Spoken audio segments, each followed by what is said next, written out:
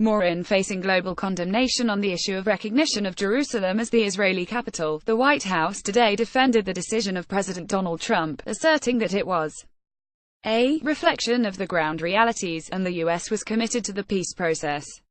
Mr. Trump, in a major policy address, had on Wednesday announced to recognize Jerusalem as the Israel's capital. The decision was immediately welcomed by Israel, but has resulted in outrage in the Middle East and opposition from many American partners and allies. In the president's remarks, he said that we are as committed to the peace process as ever, and we want to continue to push forward in those conversations and those discussions, and hopefully the ultimate goal of all those parties is to reach a peace deal.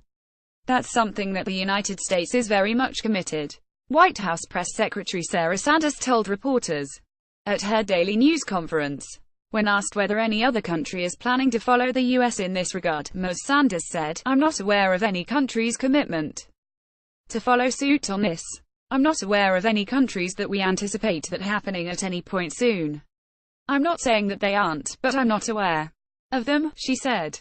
At a separate briefing, Acting Assistant Secretary of State for Near Eastern Affairs David M. Satterfield reiterated President Trump's landmark announcement recognizing Jerusalem as the capital of Israel. "We recognize Jerusalem as the capital of the State of Israel.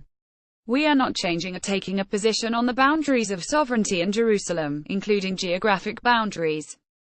And I will not elaborate beyond that," he said. The United States, he said, regards issues like boundaries of sovereignty, borders as a matter for permanent status or final status negotiations to be resolved by the parties concerned. There has been no change in our policy with respect to consular practice or passport issuance at this time.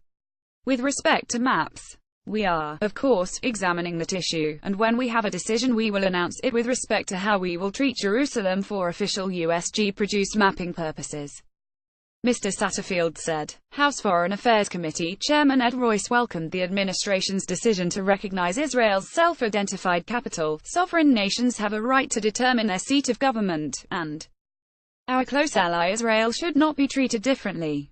Relocating the U.S. Embassy should be done carefully, and in a way that advances our national security interests in a dangerous and unstable region," he said. Senator David Perdue commended Mr. Trump for taking continued steps to reaffirm the United States' relationship with Israel after years of questionable policies of the Obama administration. By recognizing Jerusalem as the capital of Israel, the president is recognizing both an historic and modern reality. Jerusalem is the center for the Jewish people, and all parts of Israeli government reside there today. President Trump has shown that Israel is a priority, and we will continue to work together in support of our longtime friend and ally, he said. The American-Israel Public Affairs Committee termed the decision as historic. For the first time, the United States officially recognized Jerusalem as the capital of Israel. This recognition is a long overdue step to implement the U.S. law. Today's action by President Trump is an important, historic step for which we are grateful, it said. The Anti-Defamation League welcomed Trump's announcement that the United States, almost 70 years after the founding of the State of Israel, will begin the process to relocate its embassy consistent with a long-standing bipartisan consensus as enshrined in the Jerusalem Embassy Act of 1995. New York Daily News editorial board said Trump's acknowledgement of reality by formally recognizing Jerusalem as Israeli capital was welcome. It undoes 70 years of American fiction that this is a city without a country, part of some mythical international territory, neither Jewish nor Arab.